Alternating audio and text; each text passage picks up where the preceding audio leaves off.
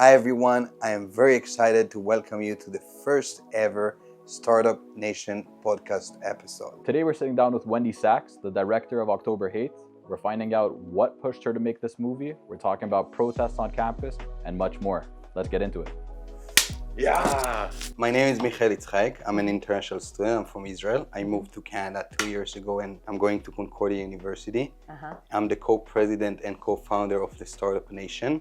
Hi, my name is Ilan. I'm the videographer for Startup. So it's been a good, busy year for us. I'm sure it has. We've had a lot of events. And Yeah.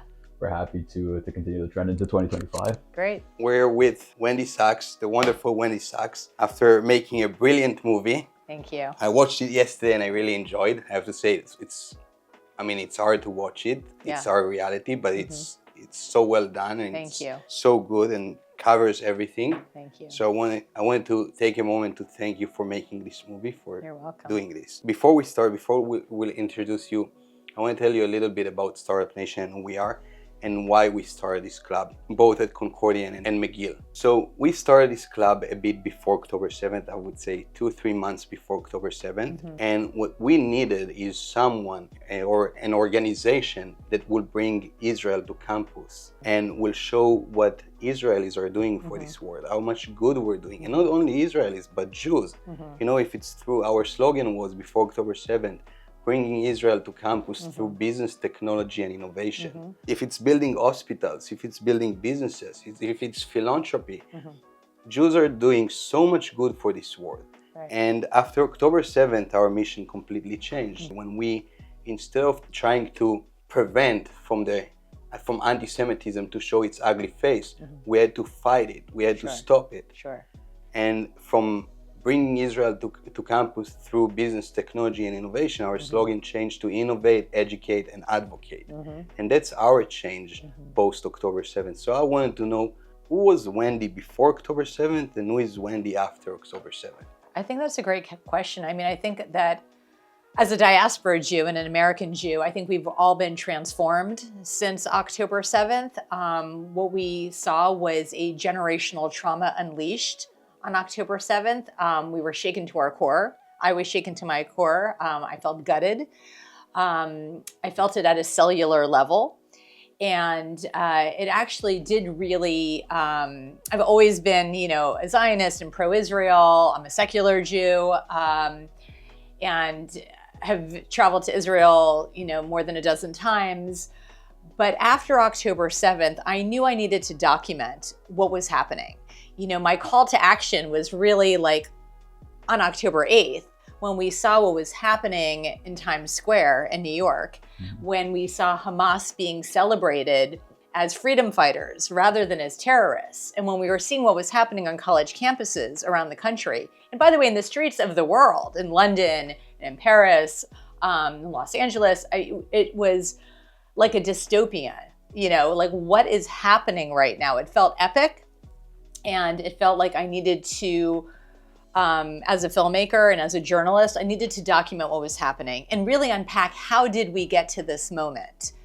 So I think so many of us, I know that there's like an expression now, and I'll paraphrase it, but diaspora Jews and American Jews are more Israeli and Israelis are more American right now. And I do think that that our circle has tightened for the better. And we have all woken up. The tagline to my film was, my initial tagline that I wrote back in October was that on October 7th, Hamas attacked Israel, and on October 8th, American Jews woke up. And I think that's exactly what happened. I was not as naive, I think, as some others. I had been seeing the writing on the wall and what was happening on progressive circles for many years. I consider myself left of center. And while I didn't want to see what was happening on the left, I was aware. And I was hoping that it wasn't as real as it actually was. I celebrate diversity, as so many of us do. And so many American Jews, we vote Democratic. We are, 80% are registered as Democrats. And we we're proudly, LGBTQ and supportive and support progressive causes and civil rights and all of those good things. And I think that what happened after October 7th is we saw the abandonment of a lot of those groups when it came to Jews, and how, even though I always say we're the minority of the minority of the minority, we're not looked at that way, because we, you know, in fairness, we punch above our weight in all of the spaces. So when it comes to who's really oppressed, well, it's not the Jews. You know, that's what we've seen. And certainly that was the expression of college campuses, and why college campus presidents had such a hard time calling out anti-Semitism, or equating the anti-Zionist rhetoric on college campuses to anti-Semitism. So part of the film, and the importance of the film to me, was to unpack how we got to this moment, to look at SJP, Students for Justice in Palestine, on campus, and show the connections to Hamas in America, Hamas around the world, to the Muslim Brotherhood, to the fact that this has been a long game that they've been playing, that it's a sophisticated, savvy network, that this did not just, you know, pop up on October 8th, that this has been in the making for decades. But the other thing was really to make it very, very clear that this obsessive hate of Israel is a manifestation of anti-Semitism. And that full stop, that's what it is. There's not a gray area. We're not talking about Bibi. We're not talking about the government policies. We're not talking about, you know, the terrible things that happen to Palestinians in Gaza or the West Bank. And there are terrible things that are happening. There's no denying any of that. But that is not what this is about. And that is not what the film's about. So I was very clear, and I had a very specific focus for the film, an idea of the film, and that never wavered throughout the production. But I saw the writing on the wall on October 8th. You know, on October 7th, I was shaken to my core, and that continued to sort of, you know, I continued to feel that experience of that gutted feeling and the trauma that I think we all felt. But then it became very clear what all of this was. And again, so many people were shocked. I don't think I was shocked as many. I was more heartbroken. Mm-hmm. When producing this movie, like you said, the focus was clear from October 8th of what the attention is. And a lot of people made films, a lot of people spoke about the actual events of October 7th. Mm-hmm. And what I really liked is that you took a focus of what happened in the world after that. Mm-hmm. And as people that feel it personally, advocating on campus, you did a phenomenal job of showing the reality on campuses of the feeling of betrayal, the feeling of abandonment. Overall, what led you to really take that approach of focusing on what's happening globally versus the actual events of October 7th? Well, you know, it's interesting. The film is not a global film. I also kept it more narrowly focused on America and what's happening on American college campuses. There's so much happening in Europe, and that's been happening for a long time. In fact, in many ways, Europe has been ahead on the anti-Semitism front, probably a decade ahead of us, as far as really seeing like what was happening in the UK has been going on for a very long time. I kept it more narrowly focused on the American experience because as an American Jew, I felt that was my experience, right, and I can more authentically report on that. Also, just to keep the scope of the film, you know, a little bit tighter. It's an ambitious film as it is. We're hitting on so many different areas. Basically, every scene could be in an independent documentary on its own. So I kept it limited to, or more focused rather, on the American college campus situation and what's happening in the streets of America, rather than looking, you know, at London and looking at Australia and looking, you know, in France or even in Canada. Right. So you spoke earlier about SJP. Uh-huh. Very interesting group. Mm-hmm. Here in Montreal, we have ASPHR, which is basically SJP in a different name. Uh-huh. And although I personally informed the president of Concordia University of ASPHR's connection to SJP mm-hmm. and SJP's connection to AMP and Hamas, mm-hmm. he did not seem to care, right? Yeah. Given your experience, mm-hmm. how do you think that university leadership, like my university president Graham Carr, mm-hmm. are failing to take a stand against groups with clear ties to Hamas and other mm-hmm. extremist organizations? And how does this failure contribute to the rise of anti-Semitism? Well, I think what we saw with the college presidents, we certainly saw it in the congressional hearings, that they just didn't have the backbone to call it out. That I think that there's a fear of calling out anti-Semitism because people are afraid of being called Islamophobic, right? And so, which is, you know, pretty scary because they were not calling out where the hate really is coming from, out of fear that somehow, you know, the far left is really going to come after them. There going to be protests. They're going to be canceled. You know, and we see that every time that they speak about anti-Semitism, they have to say Islamophobia in the same sentence. Yeah, there's a really great soundbite from one of our characters in the film. Her name is Talia Khan. She's a PhD student at MIT. She's half Afghani. Her father is Afghani Muslim, and she's Jewish. And she talks about half of her family being hijabi. And she says, listen, I am sympathetic. Half of my family is Muslim. And we're not saying that Islamophobia doesn't exist, and we're not saying that, you know, hatred of Muslims doesn't exist, but we're saying that the bigger problem on campus is anti-Semitism, like a 10-to-1 problem here.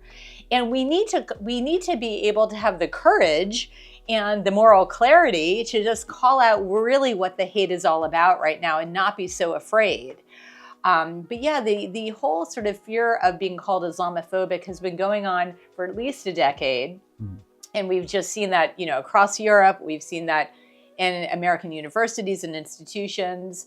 So I think that what you're seeing in Concordia, I'm sure, you know, parallels what we've seen in the States and around the world. And I think that's why there's a silence. Yeah, there's also two approaches. Like in the film, there's Shai Davidai who mentioned that he's not scared to speak up. He's speaking up because he's scared. Right. And then there's the contrast with like UN Women who try to do everything in their power to delay and change the wording. Right. To avoid the real matter at hand. That's right. Like showed the difference of the actual Jewish movement, and I'm saying that intentionally because one thing that I also really enjoyed about the film is the transition from people going about blatantly going against Jews versus switching the wording to Zionists. Right. I've heard in Montreal, people say, I'm not against Jews, I'm against Zionists. Of course. But we all pray towards Jerusalem. That's right. So that's right. And that's one of the things that we try to clear up. That whole like, oh yeah, it's not about the Jews. I have no problem with Jews. And we have Einat Wilf who even says that in the film. She was a former Knesset member. She's an academic also. We only have a problem with Zionists. And unfortunately, because we did so many interviews, and again, every interview was tremendous, and we could have had 10 or 15 minutes of Einat, and we had to cut her down in the film.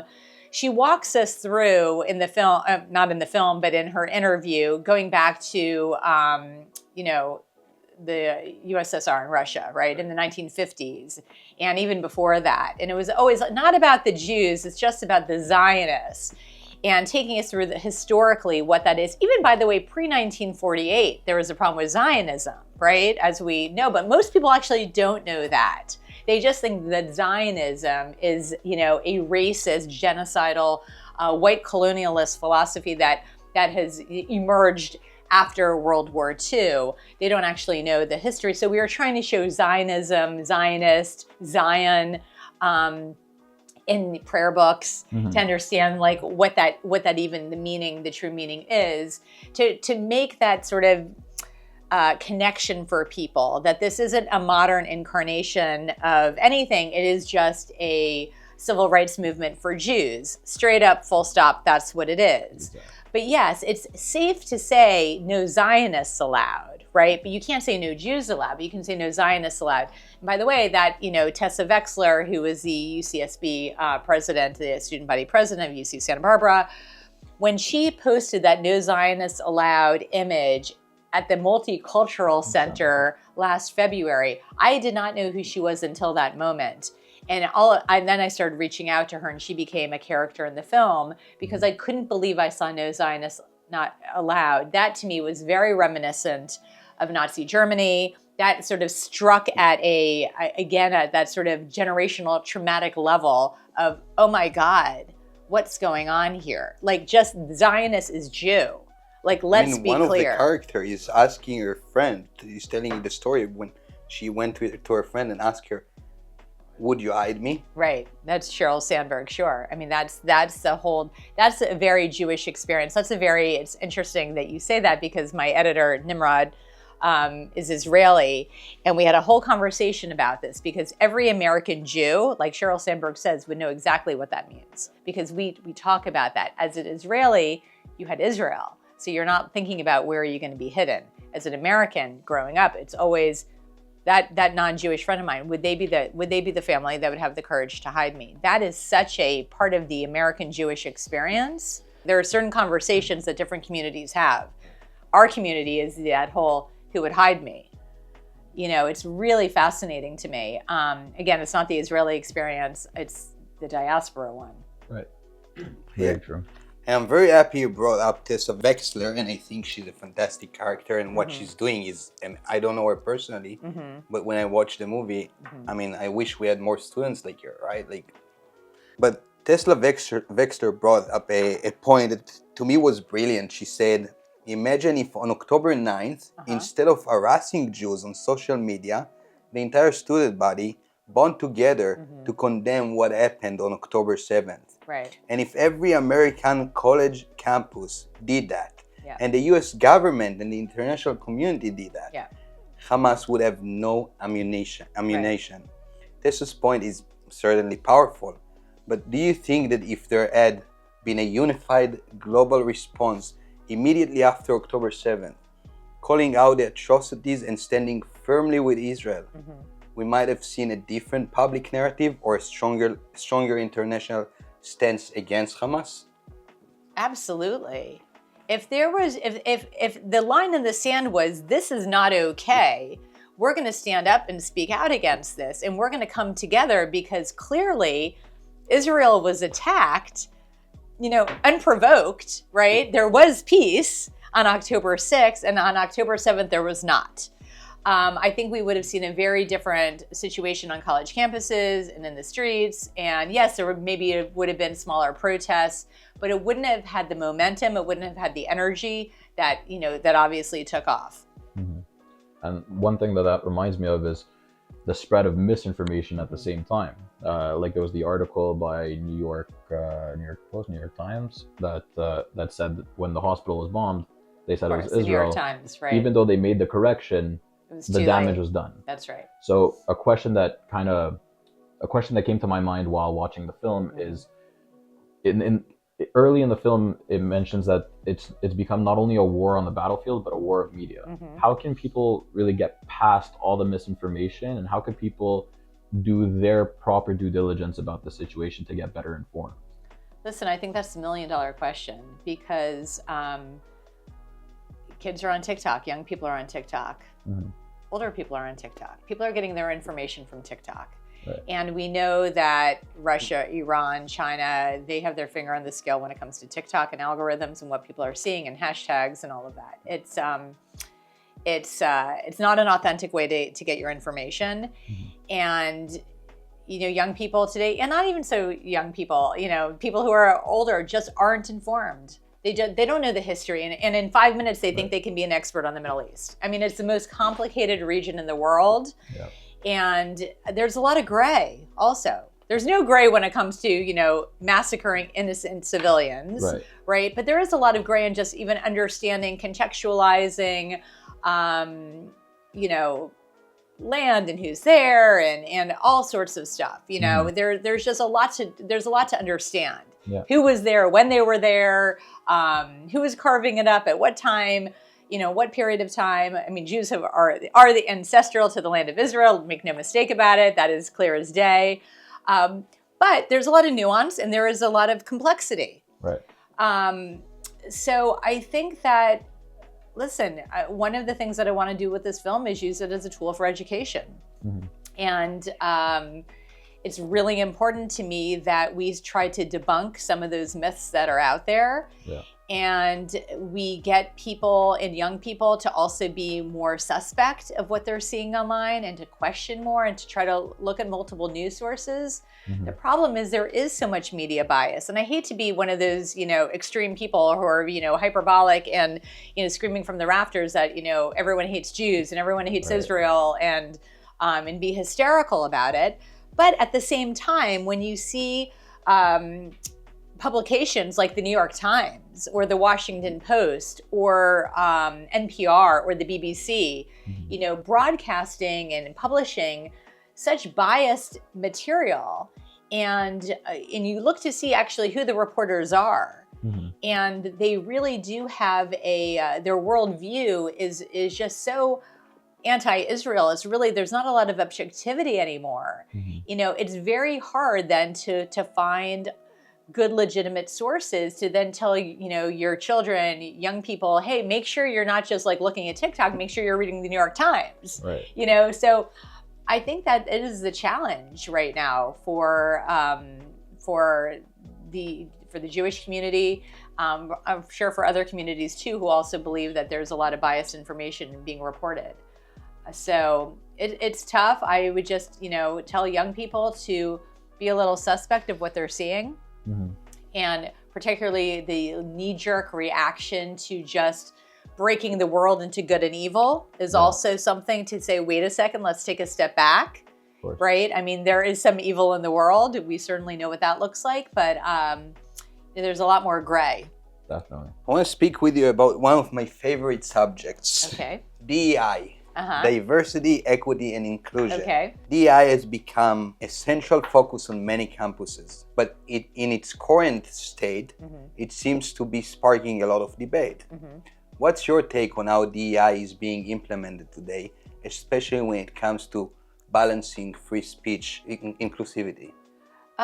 Listen, I think what we've seen in a post-October 7th world is the lifting up the hood on DEI to expose just how sort of rotten at its core it is. While the intention is good, right? I think it comes from a place of intent to try to diversify and create more equality and level the playing field for oppressed, marginalized people and people who have just been left out of the game for so long and not sitting at the table and using all of those sort of those analogies. But that is not working the way that it should be working.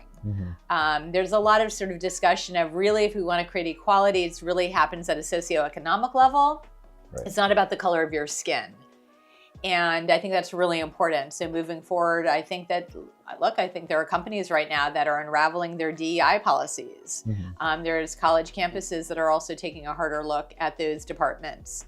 And we know that it's definitely led to where we are today. And hopefully these institutions are going to take a harder look and make it not about skin color, but make it about a socioeconomic situation, which feels more fair.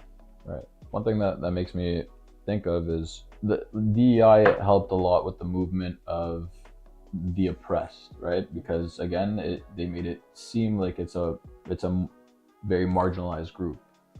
Now this oppressed group is standing on college campuses screaming for global intifadas. For those that aren't very familiar, what exactly is an intifada? So an intifada, I mean, we actually have Musab Yusuf describe it for us. He's the son of Hamas, quite literally the son of Hamas's co-founder. He describes it as, chaos. But really, intifada is sort of a war on the West.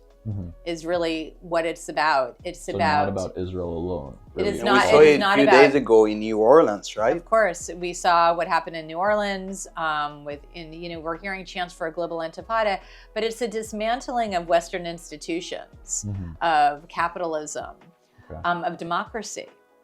And that's really what Intifada is not just let's, disrupt and be productive and, shake things up and, rattle the system for the benefit of the good. This is calls for Intifada or calls for violence. When there's calls for Intifada, as you saw in Israel, it's, bus bombings, it's murder, it's violence. That is what Intifada is. That's at the root of it. But when you also really unravel what's happening, with the Muslim Brotherhood and with Hamas and with ISIS, which are all connected, Iran, the center, the nexus of it all, the first stop is Israel. The first stop are the Jews, but they're really coming for the West. They're coming for democracy, and they talk about that. You can listen to their own language. They're not being quiet about this. Well, we saw here in Canada, they were burning Canadian flags, chanting death to Canada. We saw it in the US. It's death to America. It's not just death to Israel. It's always death to Israel, death to America, death to Canada. It's in the Houthis' banner as well. Yeah. Death to America. So it's democracy. It's not something they're trying to hide. Right. And I find that's alarming on the scale that it's growing at. And by the way, this has been happening for decades too. And the call to sort of, globalize the Intifada and bring, bring this to the world is not a new thing, but it's always become more accepted, more extreme, and I would say more popular, not accepted, more popular. It's a trend. Yeah. It's a trend. It's a trend that's become sort of alarmingly trendy. Yeah, I agree. Yeah. I want to speak with you about the silence. The silence from people, from Hollywood actors, from the entertainment industry. Because we see Michael Rappaport has been very vocal in his support for Israel. But he's one of the few celebrities that took a clear stand. Why do you think that so many others in Hollywood or the entertainment industry remain silent, especially when the stakes are so high?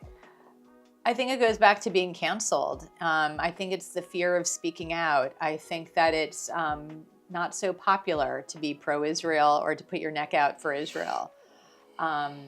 I also think that there are plenty of people in Hollywood who are a little conflicted too, that they, are Jewish, they maybe were bar mitzvahed or bat mitzvahed, or have been to Israel or not been to Israel, and know that they, at their core support Israel, but then say, oh, well, I'm seeing what's happening in the West Bank and the settlements and Bibi Netanyahu, and this is what they've known for the past 16 years, because as long as Bibi has been prime minister. And yeah, that, I'm not comfortable with the politics, so why would I say I stand with Israel? Because, it's a little messy over there, and I don't want to sort of jump into the fray. It's pretty radioactive. Right. So I think that I think it's complicated. But we can't expect them to stand up for the hostages, not even... That's right. We don't need them to talk about the government. That's right. We don't want them to talk about the government. That's right. But for the hostages.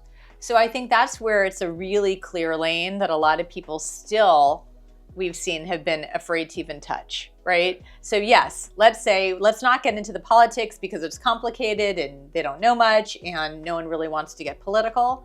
Although in Hollywood people are political all the time, but it feels a little more dangerous to speak out here. But the hostages is clear cut, and I think like Michael Rappaport speaks about that, Deborah Messing talks about that. How can they not just speak out for the hostages, right? We saw with Boko Haram. We see the hypocrisy with, with what was happening during when Boko Haram, kidnapped. Yeah, when all of them spoke about it, all of them were all these signs, but now nobody's saying anything. Right. Everybody is silent, and I find it disturbing. Beyond disturbing. I mean, that just goes to the, I think, to the sort of obsessive nature of hating Israel and seeing Israel as the pariah state among nations. That Israel has been so demonized over the past few decades to, that they're worse than North Korea, right? They're worse than Iran. They're worse than Syria. They're worse than Venezuela. Like the way that Israel has been perceived in the public domain because of what's happening in the media, because of NGOs, from Amnesty International and Human Rights Watch.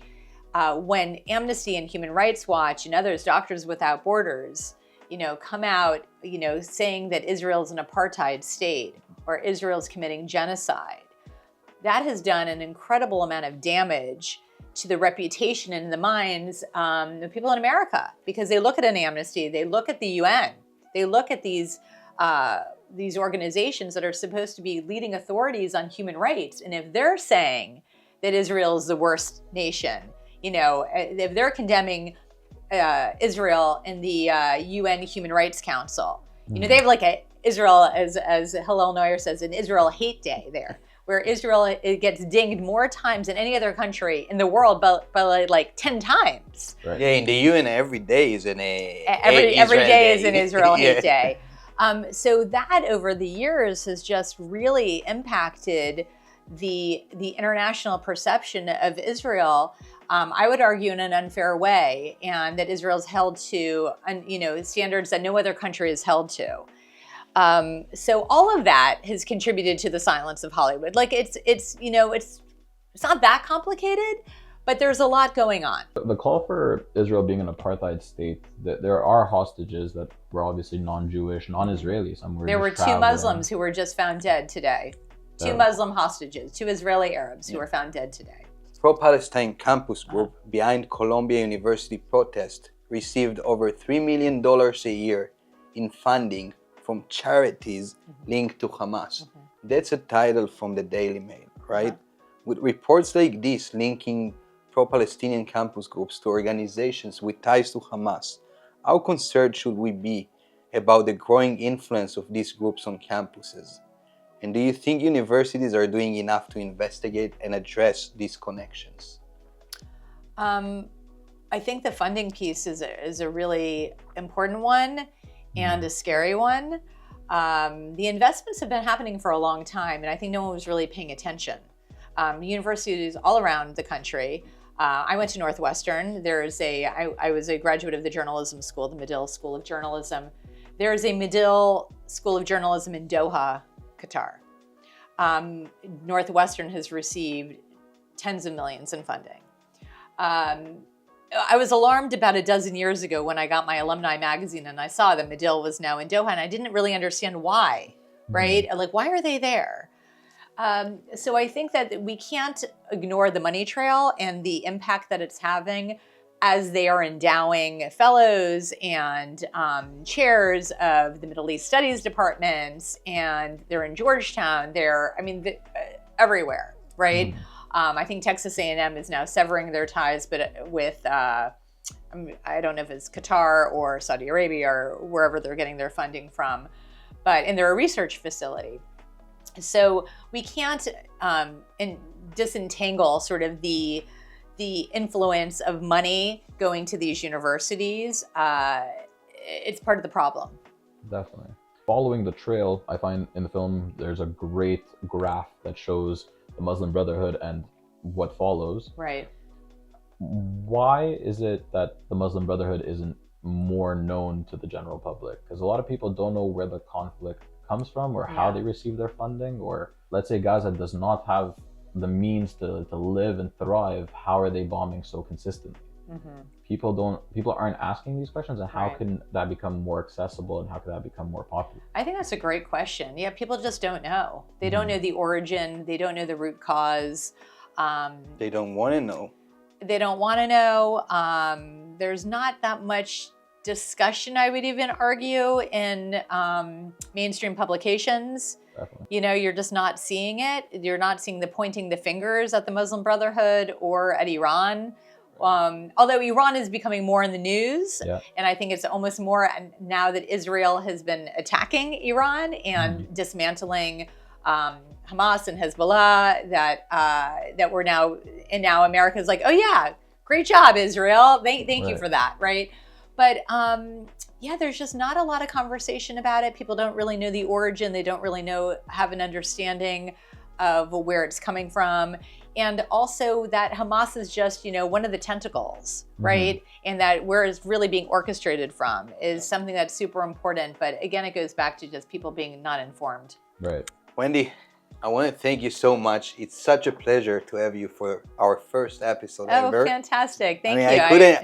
I couldn't think about a better person. I mean, we're sitting down with you and I'm just enjoying having a conversation with you. So thank you so much. And it's great to have you. Thank you. And you're amazing. Thank you. You're amazing. Thank you. This was a pleasure.